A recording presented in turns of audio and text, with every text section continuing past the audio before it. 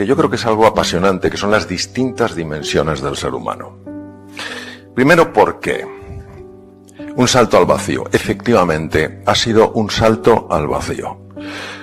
¿Cuándo sabes que es un salto al vacío? Cuando no tienes ni idea de cómo lo vas a hacer.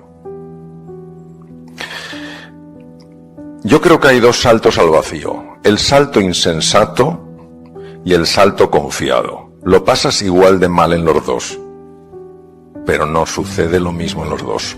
El salto insensato es cuando te largas de un sitio sin tener un qué y un por qué en tu vida. Es decir, no tienes un qué, hacia dónde quieres ir, ni un por qué. Ese es el salto insensato. Hay personas que me dicen, yo me quiero marchar de aquí, yo no quiero esto en mi vida, yo no quiero lo otro en mi vida. Y les pregunto, ¿y tú qué quieres? Bueno, todavía no lo sé, ya lo averiguaré. Eso es peligroso. Desde mi experiencia eso es muy peligroso, porque el tipo de energías que hay que convocar en el ser humano para salir adelante necesitan de un tono emocional determinado. No es suficiente saber lo que no quieres. Tienes que saber lo que quieres y por qué lo quieres. Lo que el corazón quiere sentir antes o después, la mente te lo muestra. Saltar sin un qué y un por qué me parece insensato. La insensatez no es valentía. Ahora, cuando no tienes un cómo, pero tienes un qué y un por qué, da igual de miedo, la misma sensación de vacío, pero pasan cosas que desafían a todo lo que tu imaginación es capaz de intuir o prever. Efectivamente, yo escribí Madera de Líder porque un día mi mujer consiguió que se lo prometiera. Y no tenía ni idea de cómo hacerlo, y como muy bien has dicho tú, Juan, quise poner lo que yo conocía sobre el liderazgo en aquel libro, y el editor me dijo, no lo entiendo. Cuando das una conferencia se te entiende perfectamente y este manuscrito no hay quien lo comprenda. Es incomprensible, das tantas cosas por sabidas. Total, que lo fui puliendo y estoy muy orgulloso de mi primer libro, Madera de Líder, donde efectivamente, como muy bien dices tú, Juan, me parecía imposible escribir un libro. Vamos a hacer una especie como de encuesta. ¿A quién le gustaría escribir un libro? Bien, prácticamente a todos. ¿A quién le parece imposible escribir un libro?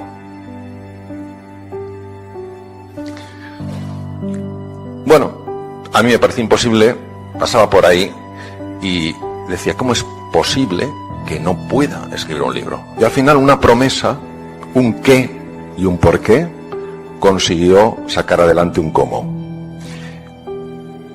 El guardián de la verdad es el resultado también de una promesa. Una promesa que le hice a mi mujer y a mis hijos cuando eran pequeños. Yo, cuando iba a casa, me gustaba inventarme cuentos para entretener a mis hijos. Y por lo que fuera, aquellos cuentos les gustaban mucho. Y un buen día aparecieron con una grabadora. Digo, ¿qué hacéis con eso? Dice, vamos a grabar. Digo, pero por favor, qué vergüenza. Pero si esto... No, es muy interesante lo que nos cuentas y tal igual. Y me insistían en que yo escribiera una historia, una fábula. Bien. Cuando un buen día siento la llamada a escribir la fábula, habían pasado años, estaba súper ilusionado.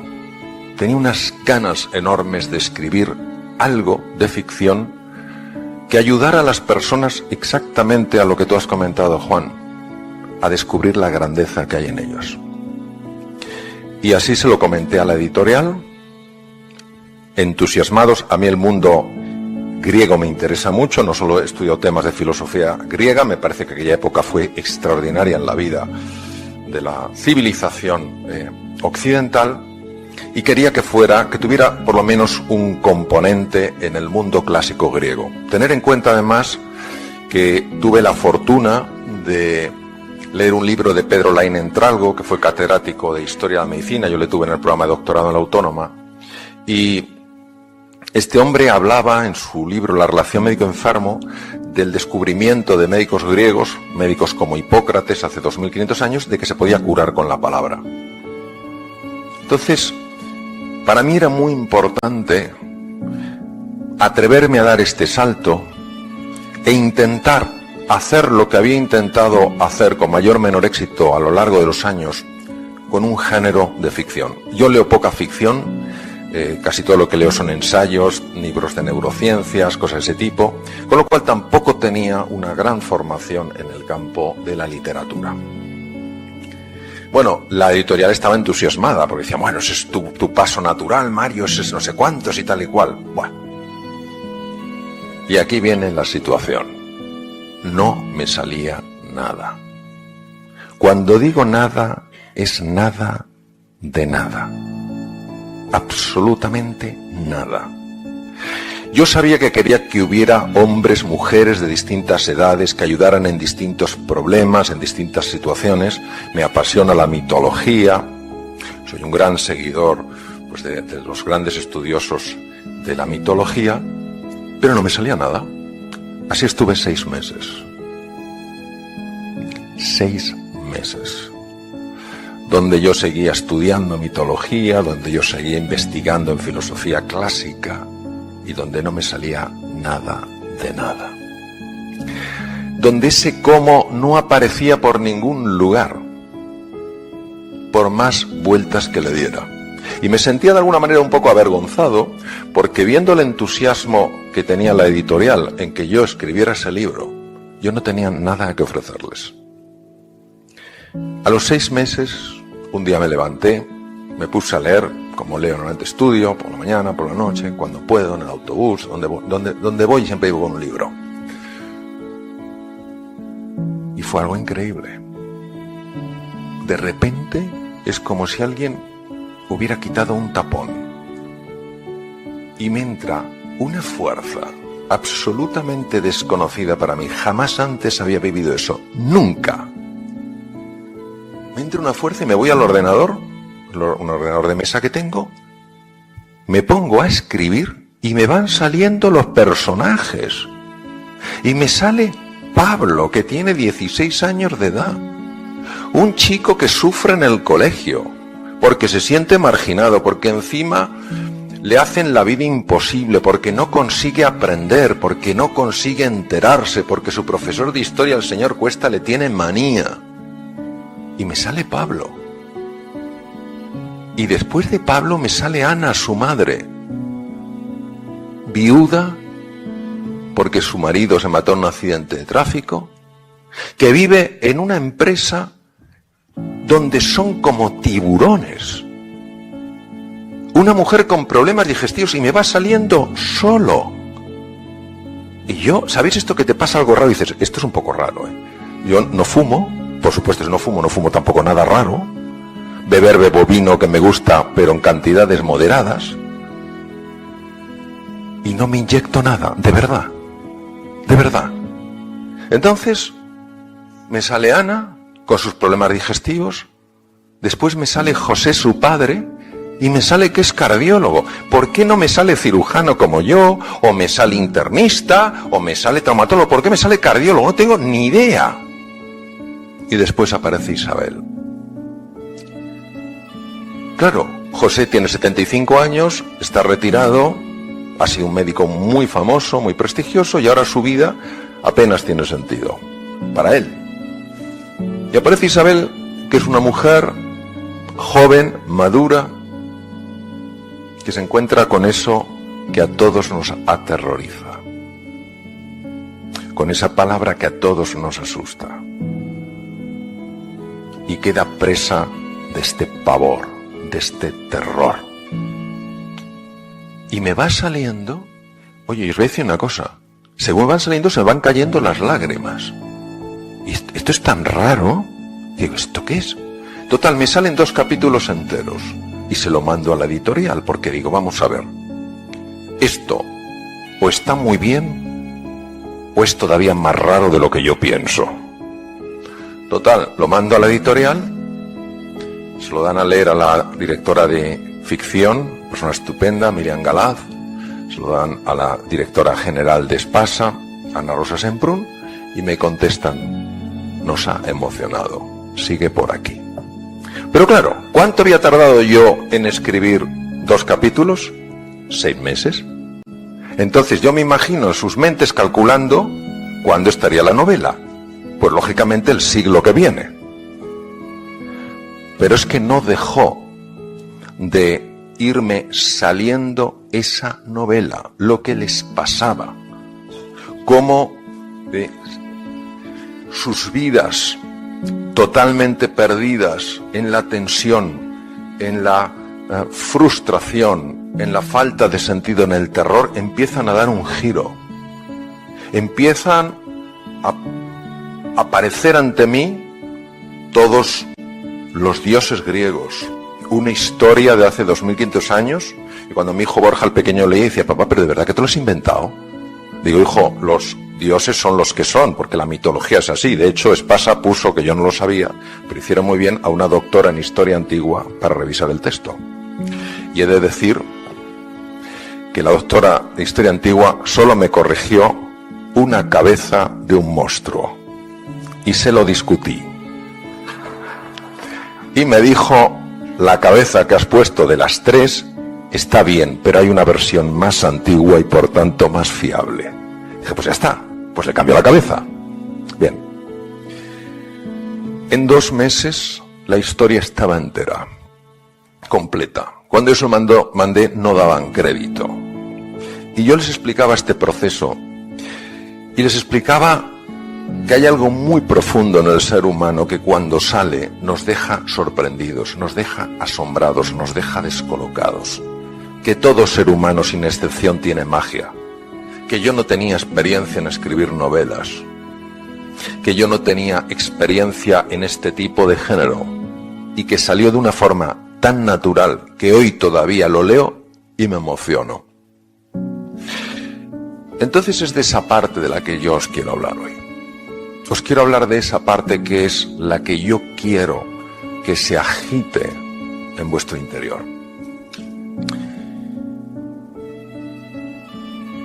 El lema central de la novela es una experiencia, no es un concepto que yo quiera transmitir. Es una experiencia que he vivido personalmente en mi vida y una de ellas ha sido al escribir esta novela. He de deciros que cuando terminé de escribir la novela, mi vida empezó a cambiar profundamente. 2 días después tenía que dar un curso, lo di en Aránzazu, en montañas preciosas, y el Mario que daba un curso, ese curso era un Mario diferente al que había dado los cursos a lo largo de muchos años. Mi vida no ha parado de cambiar, algo se ha movido dentro, algo profundo, a lo que estoy sumamente agradecido. Entonces, el lema es: lo imposible puede hacerse posible. Lo digo para aquellas personas que, como yo, se encuentran, os encontráis, nos encontramos ante muros que nos parecen infranqueables. Muros de salud, de vitalidad, muros de relaciones, muros de conseguir cosas en la vida.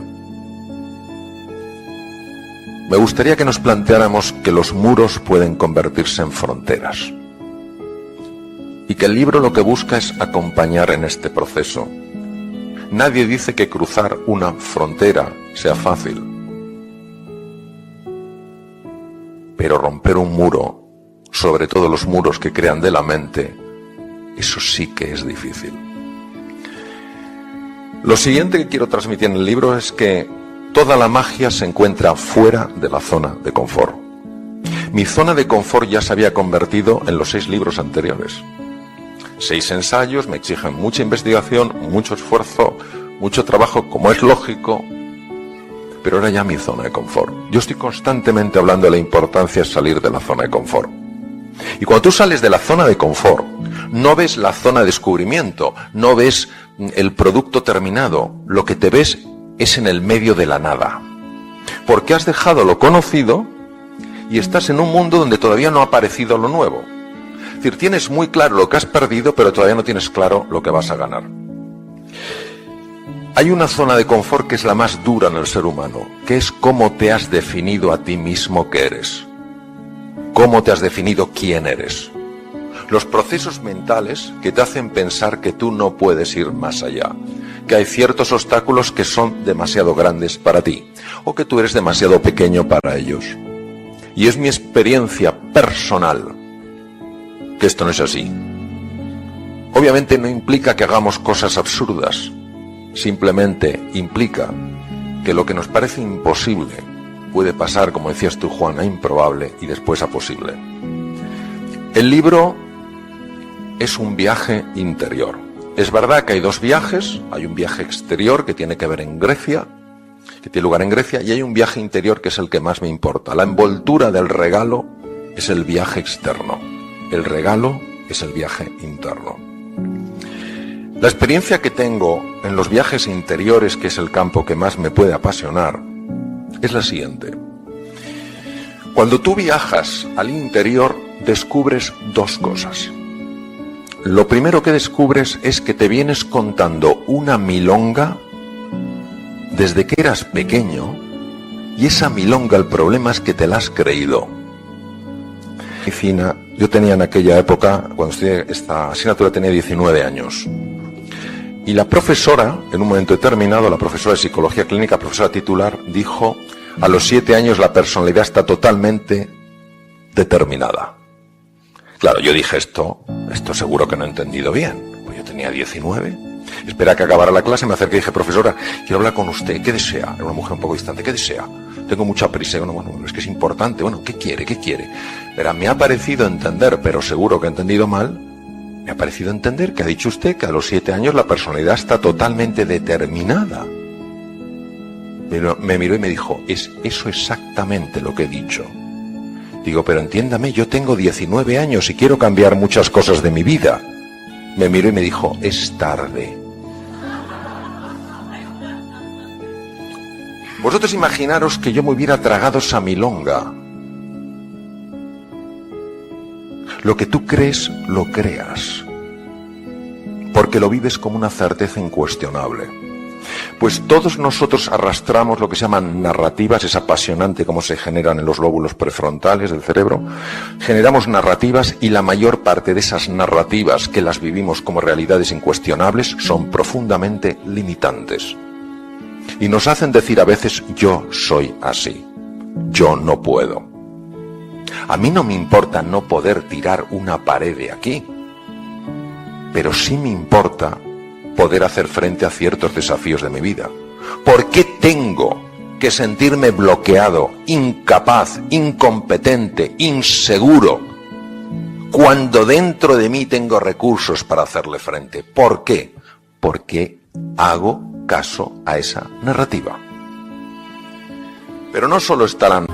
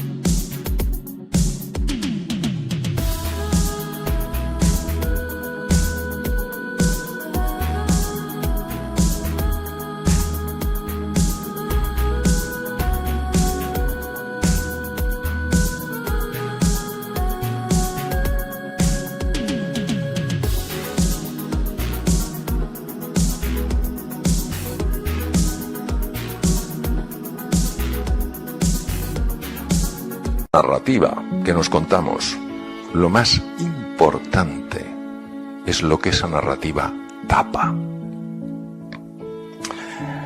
Hay una historia muy sencilla, probablemente muy antigua, de un rey hindú que iba en su carroza por un camino y se encontró con un mendigo que estaba durmiendo. Entonces el rey le dijo al cochero que parara, se bajó e introdujo en el bolsillo de aquel mendigo una esmeralda de extraordinario valor, pensando que el momento en el que se despertara, este hombre descubriría que acababa de pasar de la pobreza más absoluta a una riqueza incuestionable. El tiempo pasó y por casualidad el rey volvió a pasar con su carroza por el mismo camino y vio al mismo mendigo con más edad, más mayor, más avejentado, pero igual de pobre. Entonces el rey paró, le dijo al cochero que parara, se bajó de la carroza y empezó a decirle al mendigo: pero bueno, ¿qué haces aquí? El pobre hombre: pero yo, ¿qué haces aquí? ¿Cómo estás en la carretera? ¿Pero cómo estás con estas ropas? Dice: ¿pero qué le voy a hacer? Soy un hombre pobre. Dice: ¿y la esmeralda? Dice: ¿qué esmeralda? La que puse en tu bolsillo. Y entonces el hombre metió la mano en el bolsillo y sacó una esmeralda. Dijo: jamás se me ocurrió buscar aquí. Esto nos pasa exactamente a nosotros.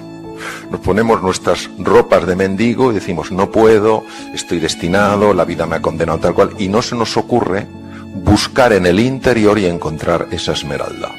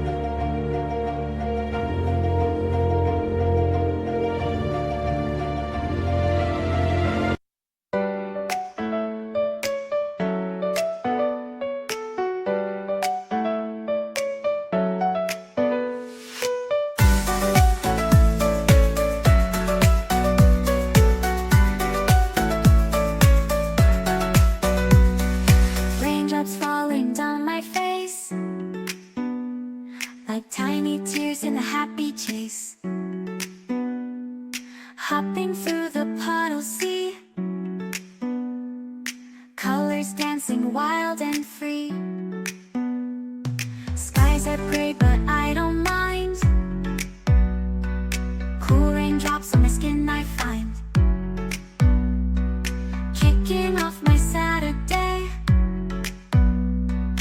watch the clouds just drift away.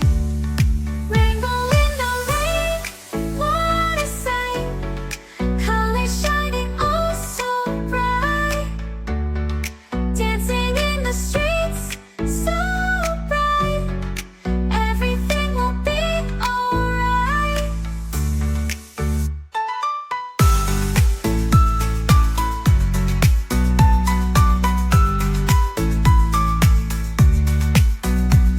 Umbrella spinning, twirling round,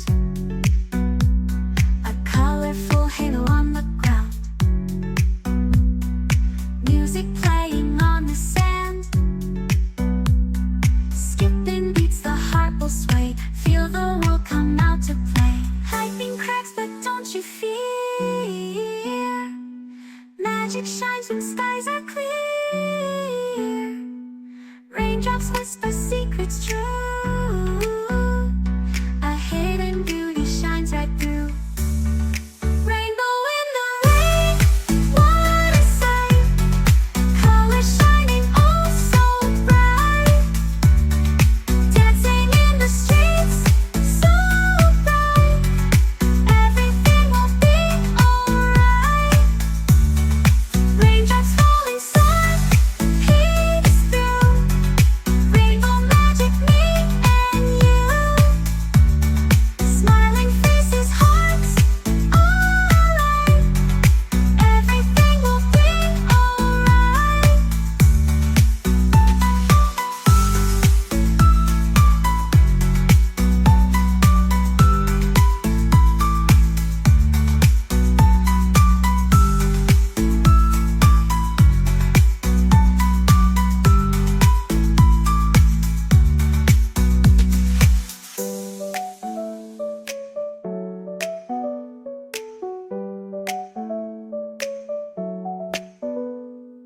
Raindrops falling, sun peeks through, rainbow magic me and you, smiling faces, hearts alight.